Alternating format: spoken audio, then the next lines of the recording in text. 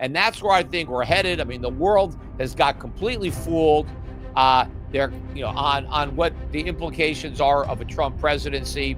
They don't understand the structural nature of our economic problems, and that nothing Trump is going to do is going to even begin to scratch the surface.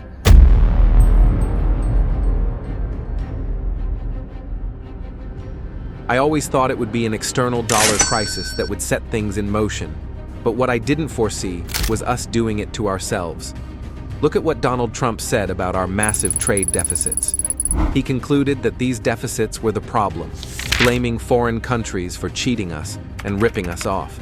But the reality is, those trade deficits are just the symptom, not the cause. The real issue is right here at home. No one is ripping us off. We're not being cheated. The problem is that for decades, we've been living beyond our means. We consume more than we produce. So how do we manage to do that? We go into debt, we sell off our assets. And for a while, this gave us a standard of living far beyond what we really deserve, based on our collective productivity. But here's the catch. The rest of the world has been making that possible. They produce what we don't. They buy our assets. They lend us money. And in return, we get to buy more stuff at lower prices.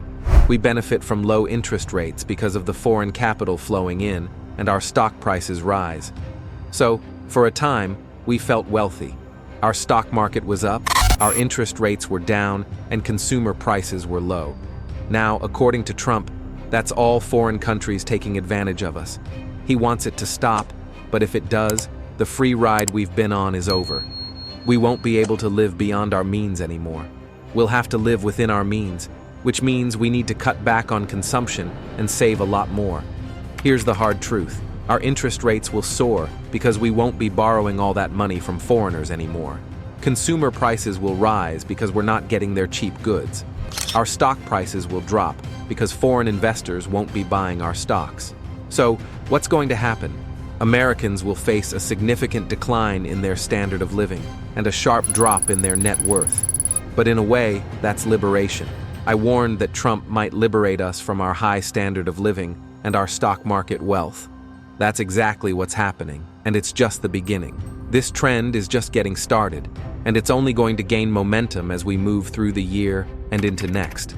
Gold has already gone up over $250 in the past 3 days, and we might see another surge by the end of today. Just last year, when the price of gold went from $2,000 to $3,000, no one cared. No one was buying it. Everyone was distracted by Bitcoin and the whole digital gold conversation. The only ones buying actual gold were foreign central banks. Why are they buying gold? Because they're getting rid of their dollars. They're preparing for a world where the dollar is no longer the central currency, no longer the reserve currency. And what's the best alternative to the dollar? Gold. That's what they're preparing for. Lately, I've been thinking that central banks are probably starting to add euros to their reserves. I suspect China, in particular, is buying euros as it might be selling off dollars. Why? Well, I think China is looking to replace America as its main customer base. After all, there are more Europeans than Americans, and with the euro hitting a 3-year high, Europeans are getting wealthier, while Americans are getting poorer. As a result, all those goods that China could no longer export to America, they can now send to Europe. And here's the shift. China won't be importing as many goods from America either. Instead, they'll turn to South America for agricultural products and other raw materials. This shift means those countries in South America will see a boost in their export earnings. You see, Trump really overplayed his hand in thinking that he had all the power. He thought he could dictate consumption, but the truth is, it's easy for anyone to consume. It's not hard to shop. The real challenge is production. The demand isn't created by consumption alone, it's created by supply. And that's where America finds itself in trouble. It's easy for China to consume what they produce and trade it with others, but for America to consume what we don't produce, that's impossible. So where does that leave us? We're stuck. We've only got paper, currency, while the rest of the world continues to produce what we can't. That's why I think inflation is going to skyrocket in America. We'll have all this money with nothing to buy, and eventually, Americans will start turning to gold. You know, for years, I've been telling people to buy gold. I first recommended physical gold to my clients when it was under $300 an ounce. Now gold has gone up more than tenfold. In fact, it's outperformed the stock market over the past 25 years. The S&P 500 might be down by around 65% when priced in gold. So, while the stock market bull run may seem impressive, it's really just an illusion fueled by inflation. Gold, on the other hand, lets you see the economic reality. But here's the twist. For the first time in my career, I'm actually advising people to hold off on buying physical gold, at least for now. The gold stocks are at new 52-week highs, rising by 15 to 20%, which is exciting. However, gold stocks are still lower than they were a few years ago, even 10 or 20 years ago. Many gold stocks are dirt cheap right now, and the reason is that central banks aren't buying gold stocks. They're only buying physical gold. They're buying the physical gold that the gold mining companies produce, which means their profits are about to skyrocket.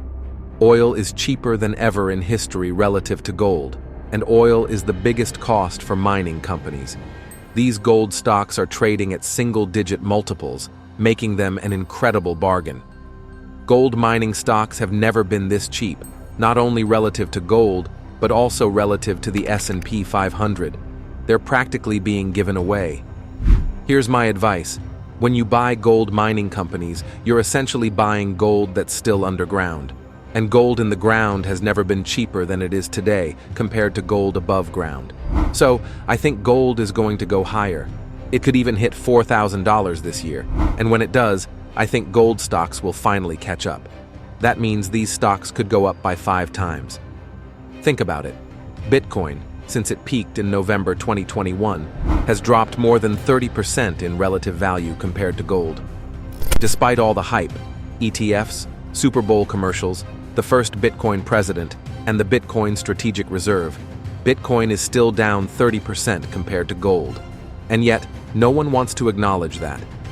One of the reasons gold stocks are so undervalued right now is because people who should have been buying gold stocks were distracted by Bitcoin, whether through ETFs or MicroStrategy or some of the other hype. Meanwhile, central banks have been quietly buying gold, with no real competition from private investors. But that's about to change. When private investors, like endowments, pension plans, and hedge funds, finally wake up, they'll realize they've made a mistake. Remember when all the experts were saying that tariffs would make the dollar stronger? That was one of the clearest signs of how little they understood about global economics. Every economist and market strategist kept insisting that tariffs would benefit the dollar. I was the only one saying that tariffs would actually hurt the dollar. Now, looking at inflation expectations, they're at 6.7%. The Federal Reserve keeps claiming that long-term inflation expectations remain anchored at 2%. What are they talking about? Nothing is anchored at 2% anymore. We've been drifting for a long time, and now we're at 6.7%, and trust me, it's going to go even higher than that. The Fed is completely wrong.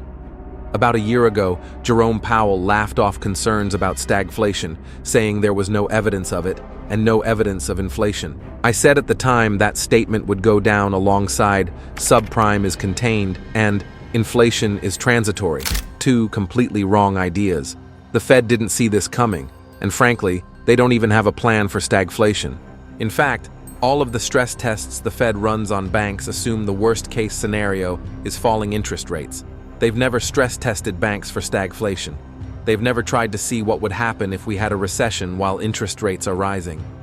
Why haven't they done that? Because they know American banks would fail. We have a completely insolvent financial system, which is just another reason why people are looking to pull their money out and buy gold. At least with gold, you know you own something tangible. You don't want to be a creditor in a system that's essentially bankrupt. So, instead of just buying gold, I recommend buying gold mining companies. After all, if you want gold, someone has to mine it. The demand for gold is enormous, especially with all these central banks in emerging market economies needing to divest their dollar reserves. They'll need to convert a lot of those dollars into gold. But guess what? The gold isn't just sitting around waiting to be picked up. Somebody has to pull it out of the ground, and the companies doing that are about to make a fortune. I've been saying for a long time that we've been in a recession. It's why Donald Trump got elected in the first place. The government keeps lying to us about the economy, downplaying inflation, and pretending it's legitimate growth. But the public was living through tough times, and that's why they voted for Trump. He promised to make everything better. Now, they're going to be disappointed because things are about to get much worse. As bad as the economy was under Biden, it's going to be worse under Trump. Inflation was already high under Biden, but under Trump, it's going to soar even higher. Now, this might have happened anyway if we had elected Harris, but Trump definitely accelerated the process. He upset the apple cart with those tariffs, but even if he hadn't, the market would have eventually done it. The Federal Reserve needs to raise rates. That's what they're supposed to do. But they won't. There's no way they should have cut rates in the first place. They never should have stopped raising them. The Fed never actually got into restrictive mode. That was a lie. Credit continued to grow at record levels, both in the government and the private sector, which means credit was still too loose. The Fed never had tight money. Now, look at the price of gold. When Alan Greenspan was chairman of the Fed, he said he used gold as an indicator of whether his monetary policy was too loose or too tight. I think the Fed is eventually going to cut rates again and return to quantitative easing, but they're waiting for everything to collapse. The scary part is, they don't even realize it's going to happen. They're waiting for signs, maybe big layoffs, which are coming. We're going to see widespread layoffs in the US. The whole service sector economy is going to shut down because we won't have any imports to buy. Businesses are going to go bankrupt and lay off workers. But when the Fed cuts rates and goes back to QE, inflation is going to skyrocket. It's already high, but it's going to go even higher. And the dollar, it's going to collapse. It's going to send long-term interest rates higher. We are at the end of the road. I think we're headed for a massive loss of confidence. This whole system has been based on confidence, and once that's lost, it's game over. This is going to be a financial crisis far worse than the one in 2008. But here's the twist. It won't be a global crisis. It'll be a US crisis. For the rest of the world, it's actually a kind of liberation because they'll be freed from the burden of propping up the US economy. That means more for them.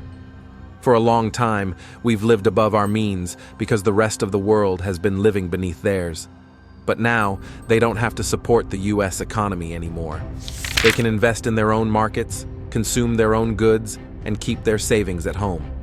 This will spark a global economic boom, and gold is going much higher. Back in 2009, I thought gold could hit $5,000, but with the huge increase in money supply and debt, $5,000 now seems small. Gold could go to $20,000 or more. Since we went off the gold standard, gold has risen more than 100 times, while the dollar has lost over 99% of its purchasing power. The world is moving back to a gold standard, and central banks are going to need a lot more gold.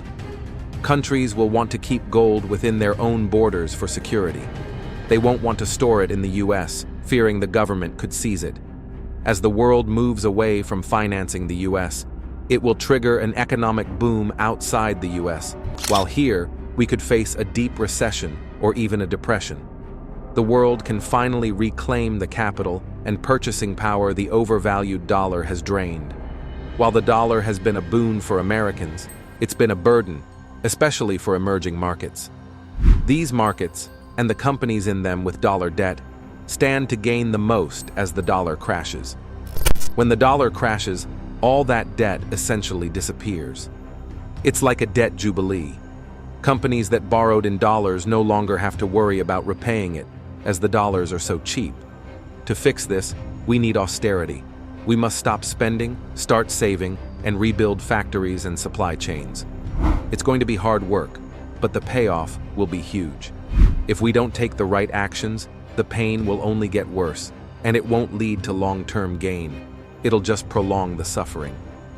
The people advising the president are giving him bad advice, and he's misinformed about the US economy and our role in the world. Having Congress or the president control the money supply is worse than the Fed doing it. As much as I criticize the Fed, imagine how much worse it would be without its independence. If you found this analysis helpful and want to stay updated on the latest developments in this story and other global affairs, make sure to hit that like button and subscribe to our channel. Don't forget to click the notification bell so you never miss an important update. We'll be keeping you informed with in-depth reports and breaking news as it happens. Thank you for watching, and stay tuned for more insightful content.